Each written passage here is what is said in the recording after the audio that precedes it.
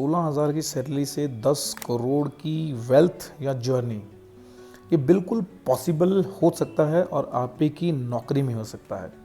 लेकिन इसके लिए सिर्फ हार्ड वर्क काम नहीं करेगा, इसके लिए आपको ज़रूरत पड़ेगी hard work plus smart work plus थोड़ी फाइनेंशियल अंडरस्टैंडिंग और प्लानिंग की। अगर आप इस तरीके से काम करेंगे तो मैं गारंटी दे रहा हूँ कि आप 10 करोड़ का जो पिलर है, जो आपका टारगेट है, वो ज़रूर पूरा कर सकते हैं।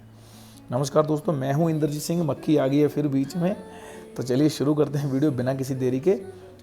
लेकिन उससे पहले चैनल को अगर सब्सक्राइब नहीं किया है तो ज़रूर सब्सक्राइब कीजिए, बिकॉज इस तरीके की ग्राउंड लेवल वीडियोस जिससे आप रिलेट कर पा रहे हैं, क्यों, because I am also middle class यार, आपको यहीं पर मिलती हैं। तो चलिए सबसे पहले बात करते हैं नंबर 1 जोन, यानी कि सर्वाइवल जोन। आज की डेट में अगर आप नौकरी कर रहे हैं या मिडिल क्लास हैं, 15-20 हज़ार की नौकरी जो भी आप कर रहे हैं, 16,000 मैंने जस्ट एक थंबनेल के लिए बनाया, बट अप्रॉक्सीमेटली आप 15, 20 या 25 हज़ार जो भी नौकरी आप कर रहे हैं, सबसे पहले वहाँ पे आता है सर्वाइवल मोड के इतना पैसा आपके पास है कि यार आपके घर का खर्च आराम से निकल पा रहा है। बिकॉज अगर घर खर्च ही नहीं निकलेगा तो फाइनेंशियल फ्रीडम की बात ही नहीं है। मैं बहुत बड़ा सोचता हूँ, अच्छी बात है, या आप बहुत बड़ा सोचते हो, अच्छी बात है, लेकिन जब तक अगले महीने का घर खर्च आपके पास नहीं है या रेंट देने के लिए पैसे आपके पास नहीं है, तब तक बड़ा सोच के कुछ होने वाला नहीं है। पहले तो ये एटलीस्ट बंदोबस्त करो यार कि मतलब इतना होना चाहिए कि अगले महीने का खर्च कहाँ से आएगा, या जहाँ से भी आएगा ये टेंशन है कि आ जाएगा यार, कोई प्रॉब्लम नहीं है, नौकरी से है कहीं से भी है। तो ये पहला लेवल होता है, यानी कि सर्वाइवल जोन। और यहीं पे सबसे ज़्यादा टफ टाइम होता है, डेंजरस टाइम होता है। यहाँ अगर 1 महीना खर्च नहीं आए तो 2 महीने का खर्च उठाना मुश्किल हो जाता है। तो सबसे पहले तो इस पिलर को ब्रेक करिए, 15, 20 हज़ार, 25 हज़ार कमाना शुरू करिए। तो ये पहली चीज़ हो गई है। दूसरा पॉइंट यहाँ पे आता है स्टेबिलिटी।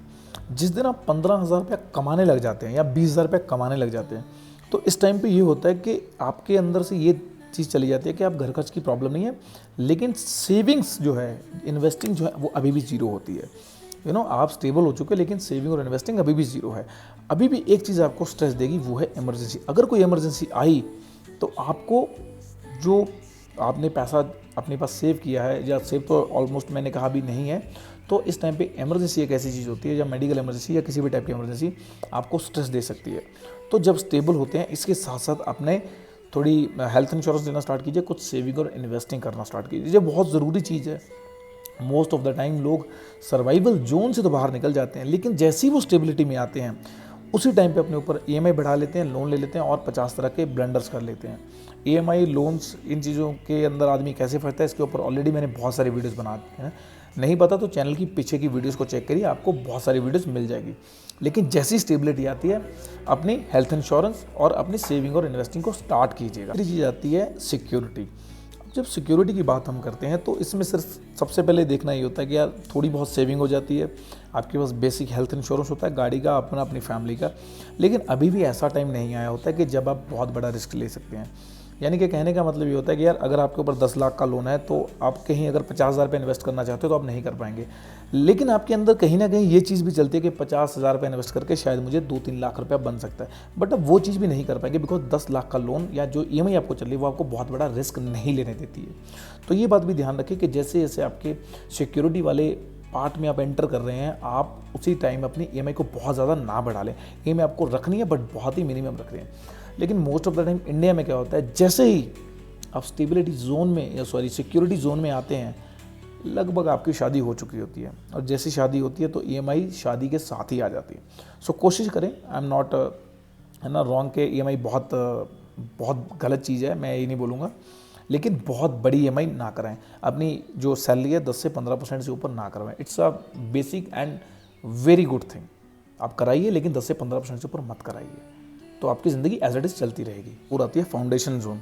जब बंदा फाउंडेशन जोन में आता है ना, तो यहाँ पे आदमी क्या करता है, अपनी स्किल को, अपने पैशन को, या जो भी वो काम कर रहा है उसको थोड़ा सीरियसली लेना स्टार्ट करता है। लेकिन जब तक आप चौथे जोन में, यानी कि फाउंडेशन जोन में पहुँचते हैं, फाउंडेशन जोन में पहुँचते लगभग आपकी शादी को 2 या 3 साल हो चुके होते हैं। Chances are here in India आपका एक बच्चा भी हो चुका होता है। उस टाइम पर आप स्टेबल हो जाते हो, ईएमआई भी थोड़ी कम हो जाती है ना। मैं हो जाती है, ये नहीं बोलता सब लोगों की हो जाती है, लेकिन हो जाती है, अप्रॉक्सीमेटली लोगों की 50% लोगों की हो जाती है, मैं ये मान के चल रहा हूँ, है ना। आप कमेंट सेक्शन में बताइए कि हो जाती है या नहीं हो जाती है। तो इस टाइम पे आप असली काम को शुरू करते हो। ये हम बात करते हैं पार्ट 2 की, यानी कि ग्रोथ जोन से, जहाँ से आपकी ज़िंदगी, आपका लाइफस्टाइल, आपके बच्चों का लाइफस्टाइल, आपका घर, गाड़ी, बंगला, सब कुछ बदलना शुरू हो जाता है। तो इसके अंदर क्या क्या चीज़ें आती हैं, बने रहिएगा वीडियो के एंड तक, ताकि आप सारी चीज़ों को स्टेप बाय स्टेप अच्छे से समझ सके। वीडियो में बहुत ज़्यादा एडिटिंग नहीं होती है, कुछ बहुत ज़्यादा ग्राफिक्स, मैं आपको दिखाऊँ मैं कैसे शूट करता हूँ। देखो मैं ऐसे बैठता हूँ और इस तरीके से बस बैठ के, पीछे प्लेन दीवार है तो, और हाथ में मोबाइल पकड़ता हूँ और शूट करता हूँ, दैट्स इट। इससे ज़्यादा रिसोर्सेज मेरे पास अभी है नहीं आज की डेट में ना। जब होंगे तो उनसे I will try my best कि बहुत अच्छे से चीज़ें एक्सप्लोर कर पाऊँ, एलैबोरेट कर पाऊँ, आपको एक्सप्लेन करके बता सकूँ एक एक पॉइंट, है ना। I will try my best कि अभी आपको बोल के समझा सकूँ। सो अभी ग्रोथ जोन की बात कर रहे हैं हम लोग, वापस आते हैं अपने टॉपिक पर।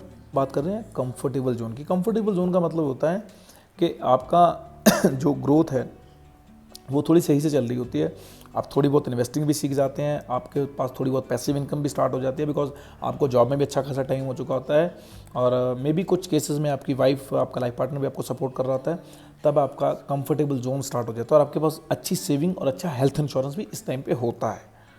अभी हम बात करते हैं ग्रोथ जोन की। ग्रोथ जोन में क्या होता है कि बंदे को ना आइडिया आ जाता है, अगर आप जॉब कर रहे हो तो आपको जॉब के अंदर अप्रॉक्सीमेटली 15 साल हो चुके होते हैं, और अगर आप इन्वेस्टिंग कर रहे हैं, जैसे कि हमने सिक्योरिटी वाले तीसरे पॉइंट में डिस्कस किया था कि अगर आप ग्रोथ को समझते हैं और इन्वेस्टिंग सही से कर रहे हैं, तो इस पॉइंट पे आते आते आपको जो आपकी इन्वेस्टिंग है वो आपको एक पैसिव इनकम देना स्टार्ट कर देती है, मतलब आपके घर का कुछ परसेंट खर्च वो निकालना शुरू कर देती है। तो आप रिस्क ले सकते हैं, कोई एक्स्ट्रा साइड हसल करना शुरू कर सकते हैं, कुछ बिजनेस स्टार्ट कर सकते हैं। तो ये ग्रोथ वाला जो पार्ट है ये आपको हेल्प करता है आगे एक्सप्लोर करने में, आप बड़े लेवल पे रिस्क ले सकते हैं।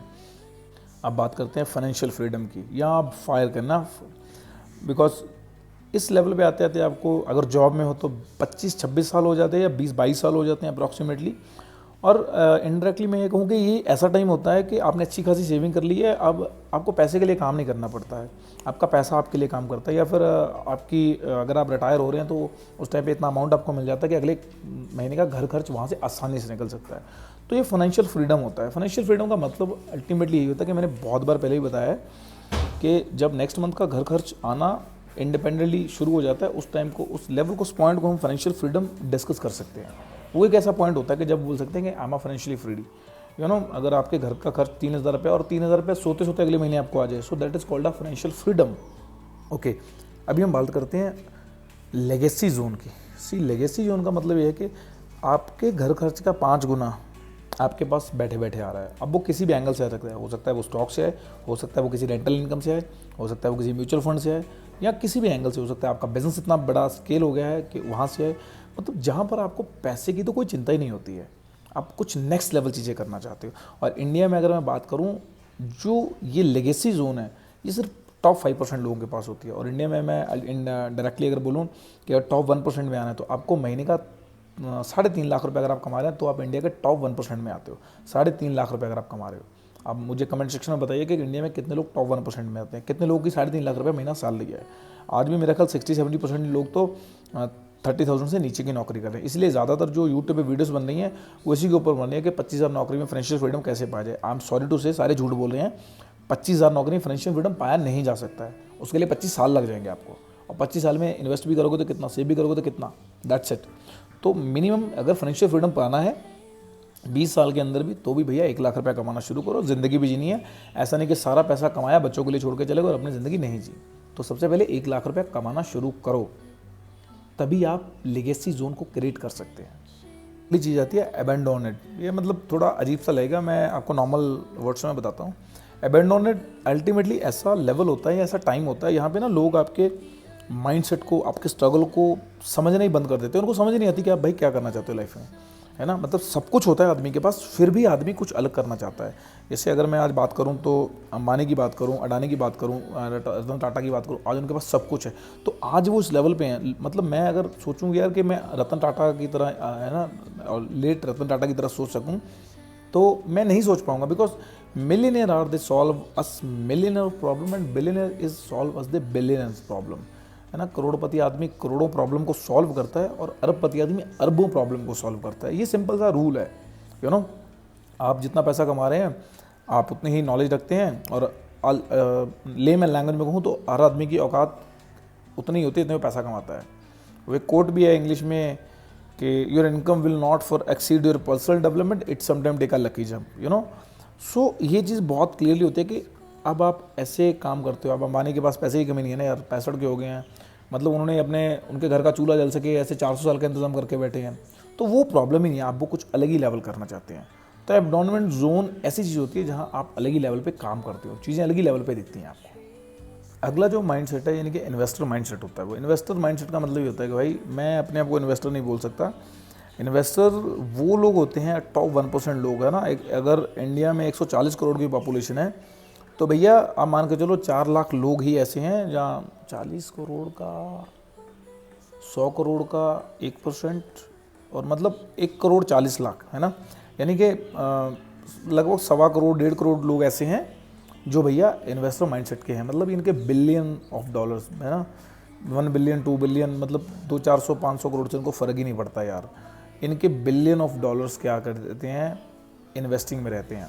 इनको पता ही नहीं होता कितना पैसा कहाँ आता है, मतलब इनका इंटरेस्ट ही इतना आता है। अगर आज आप रेखा झुनझुनवाला जी की बात करें, जो राकेश झुनझुनवाला की वाइफ हैं, भैया उनको 60-70 करोड़ रुपया टाटा मोटर ने डिविडेंड दिया है। आप देख लीजिए कि उनके पास 1% का शेयर है।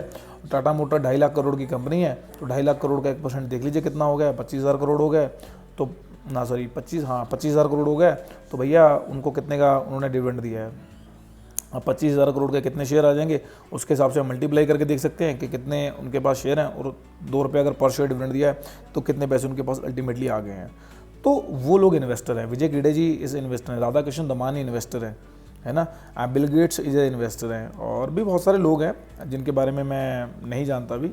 जैसे अभी वो संजय कोठारी जी आ रहे हैं आजकल ना, लाइक दे इन्वेस्टर ना, और ये बहुत सारे ऐसे लोग हैं जो इन्वेस्ट हैं, मतलब जिनका करोड़ों अरबों रुपया मार्केट में होता है। So these called a investor. And I hope इस वीडियो को देखने के बाद आपको इतना तो आइडिया आया होगा कि यार आप किस लेवल पे हैं। मैंने जो भी लेवल सारे डिस्कस किए है ना, आपको आइडिया हो कि आप किस लेवल पे, 10,000 कमा रहे हो, 50,000 कमा रहे हो, है ना, 1 लाख कमा रहे हो, जिस भी लेवल पे आप हैं, आप ये कंपेयर कीजिए कि किस लेवल पे आप। देखो हर बंदे के लिए फाइनेंशियल फ्रीडम का मतलब अलग होता है। सी फॉर माई पर्पज़ मैं सोच रहा हूँ जिस दिन 100 करोड़ रुपये आ जाएगा, so that is my financial freedom. वो मेरा नंबर है। Financial freedom is just a number. एक नंबर डिसाइड करो। अगर नंबर डिसाइड नहीं कर पा रहे तो मॉर्गन होसल की एक बुक है the psychology of money, it's a very good, है ना, बुक। आप उस बुक को पढ़िए, आप अपने लिए एक फाइनेंशियल नंबर डिसाइड कर पाएंगे कि यार आपको लाइफ में कितना पैसा चाहिए। तो मेरे लिए 100 करोड़ है, वो मे बी आपके लिए 500 करोड़ होगा, 1000 करोड़ होगा, है ना। हो सकता है वहाँ पे जाके वो चेंज हो जाए, लेकिन अभी के लिए मैं 100 करोड़ को मेरा फाइनेंशियल फ्रीडम का नंबर मान के चल रहा हूँ। जिस दिन 100 करोड़ हो जाएंगे उस दिन बैठेंगे आराम से।